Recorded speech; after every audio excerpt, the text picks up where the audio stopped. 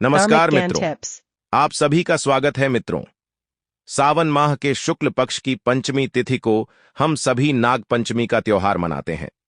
मित्रों, हमारे सनातन हिंदू धर्म में सर्प देवता को बहुत ही ऊंचा स्थान दिया गया है। स्वयं भगवान भोलेनाथ गले में वासुकी नाग को धारण करते हैं और तीनों लोगों के स्वामी भगवान विष्णु जी भी शेषनाग की सैया पर विराजमान है। मित्रों, जब समुद्र मंथन किया गया उस समय भी नाग देवता ने देवताओं की मदद की थी और उन्हीं के सहयोग से समुद्र मंथन सफल हो पाया था। इसीलिए हमारे हिंदू सनातन धर्म में नाग देवता का एक उच्च स्थान है और उनकी पूजा के रूप में हम सभी नाग पंचमी का त्योहार मानते हैं और नागों की पूजा की जाती है, उन्हें प्रसाद चढ़ाया जाता है। नाग पंचमी के दिन सर्प को देखना अत्यंत शुभ माना जाता है। नागों के देवता भगवान शिव जी को माना जाता है, इसीलिए नाग पंचमी के दिन नाग देवता के साथ ही साथ हम सभी भगवान शिव जी को भी जल अर्पित करते हैं। ऐसा करने से मनुष्य को बुरे पापों से मुक्ति मिलती है। मित्रों, आज हम आप सभी को नाग पंचमी के एक पौराणिक कथा सुनाने जा रहे हैं, जिसका वर्णन गरुड़ पुराण में मिलता है। प्रिय मित्रों, कथा प्रारंभ करने से पहले आप सभी से निवेदन है कि इस कथा को पूरा सुनना, क्योंकि कथा को आधा अधूरा नहीं सुनना चाहिए, अन्यथा यह आपके लिए घातक सिद्ध हो सकता है। तो चलिए मित्रों, आपका ज्यादा समय नष्ट न करते हुए कथा को प्रारंभ करते हैं। कई वर्ष पूर्व की बात है। शिवपुरी नामक एक नगर था। उस नगर में संगम नाम के एक धनवान सेठ जी रहते थे। सेठ जी के 7 पुत्र थे। सेठ जी ने अपने सभी पुत्रों का विवाह कर दिया था। 7 पुत्रों की बहू में सबसे छोटी बहू सबसे ज्यादा सुंदर, सुशील और संस्कारी थी। घर में सभी उससे प्रेम करते थे। वह घर का सारा काम करती थी। सब उसके कार्य से प्रसन्न रहते थे। दिन सबसे बड़ी बहू ने अपनी सभी देवरानियों से कहा कि आज घर को लीपने के लिए खेतों से पीली मिट्टी लेकर आते हैं। जेठानी की बात मानकर सेठ की सभी बहुएं डलिया और खुरपी लेकर मिट्टी लेने चली गई। जब वह खेत से मिट्टी खोदने लगी, तभी वहां एक सांप निकला। बड़ी बहू सांप को देखकर डर गई और उसे खुरपी से मारने लगी। ये देखकर छोटी बहू बोली, दीदी इसे मत मारो, ये बेचारा तो नहीं अपराध है, इसने कोई गलती नहीं की है। ये सुनकर सेठ की बड़ी बहू ने सांप को नहीं मारा। फिर सर्प एक और जाकर बैठ गया। थोड़ी देर बाद सभी डलिया में पीली मिट्टी भरकर घर की ओर चलने लगी। तभी छोटी बहू रुक गई और सांप के पास जाकर बोली, हे सर्प भैया, आप यहां से मत जाना, मैं अभी आती हूं। ऐसा कहकर छोटी बहू सांप के लिए दूध लेने चली गई। घर पहुंचकर वह अपने कामों में लग गई और सर्प देवता से किया वादा भूल गई।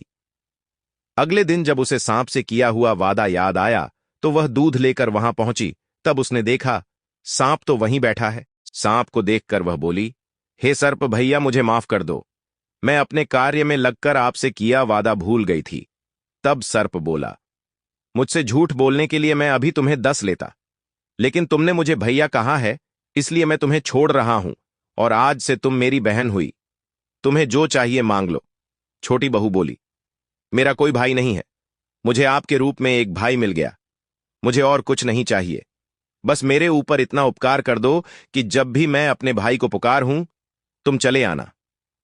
कुछ दिनों बाद सावन के महीने में सेठ जी की सभी बहुएं अपने अपने घर रक्षाबंधन का त्योहार मनाने के लिए जाने लगीं। तभी उन सब ने छोटे बहू से कहा, तेरा तो कोई भाई नहीं है, तू अपने घर जाकर क्या करेगी? उन सब के मुख से ऐसी बातें सुनकर छोटी बहू अपने सांप भाई को याद करके बहुत रोई। तभी वह सांप एक सुंदर मनुष्य का रूप धारण करके उसके घर आया और सेठ जी से बोला, मेरी बहन को भेज दो। ये देखकर सबने कहा, इसका तो कोई भाई नहीं है, आप कौन हो? तब वह सांप बोला, मैं दूर के रिश्ते का भाई लगता हूं। इस तरह विश्वास दिलाने पर घर के लोगों ने छोटी बहू को उसके साथ भेज दिया। रास्ते में उसने छोटी बहू को बताया, बहन, मैं तुम्हारा भाई सर्प हूं और मैं तुम्हें अपने साथ अपने घर नागलोक ले जाने आया हूं।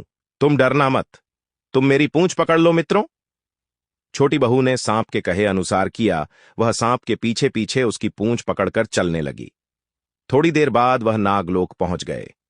नागलोक की सुंदरता और धन ऐश्वर्य को देखकर छोटी बहुत आश्चर्यचकित रह गई।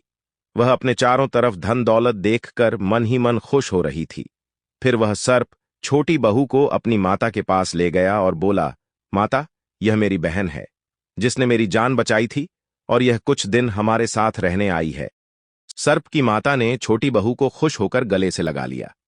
कुछ दिन नागलोक में बिताने के बाद जब वह अपने ससुराल को आने लगी, तो उसकी मां ने छोटी बहू को हीरे, मोती और जवाहरात देकर नागलोक से विदा किया।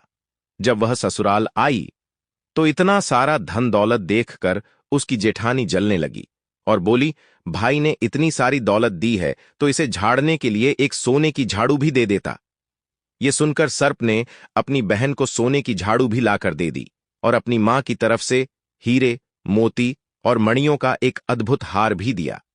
उस हार की प्रशंसा सारे नगर में होने लगी। धीरे धीरे यह खबर सारे राज्य में फैल गई।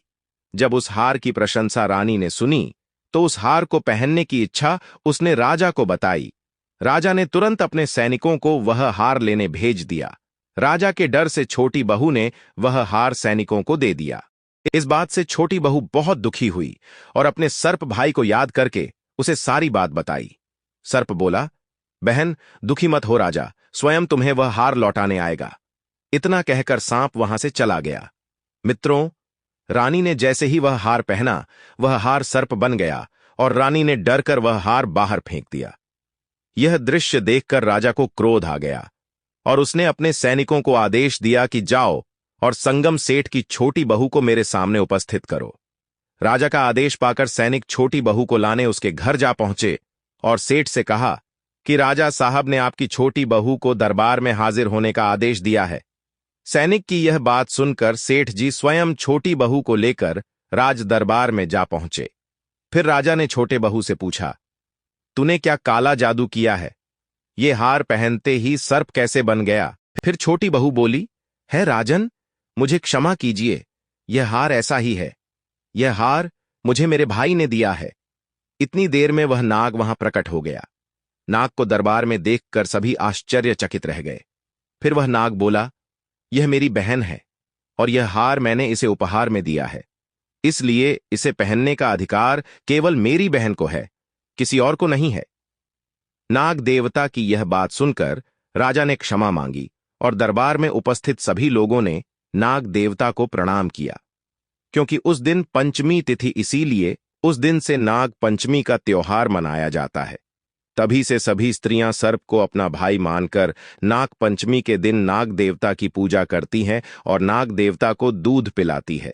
मित्रों, नाग पंचमी के दिन जो भी मनुष्य सर्प को दूध पिलाता है, उसे भगवान शिव जी का आशीर्वाद प्राप्त होता है। उसके घर में कभी गरीबी और दरिद्रता नहीं आती है। उसका जीवन खुशी खुशी व्यतीत होता है। उसके जीवन में आने वाले सभी संकट कट जाते हैं। तो मित्रों, आपको यह कथा कैसी लगी? आप हमें कमेंट करके अवश्य बताएं। और आप भगवान शिव जी के सच्चे भक्त हैं तो आप सच्ची श्रद्धा से हर हर महादेव, जय भोलेनाथ अवश्य लिखें। प्रिय मित्रों, वीडियो देखने के लिए आप सभी का धन्यवाद। मित्रों, अगर कोई जानकारी या सलाह हो तो कृपया इंस्टाग्राम पर संपर्क करें।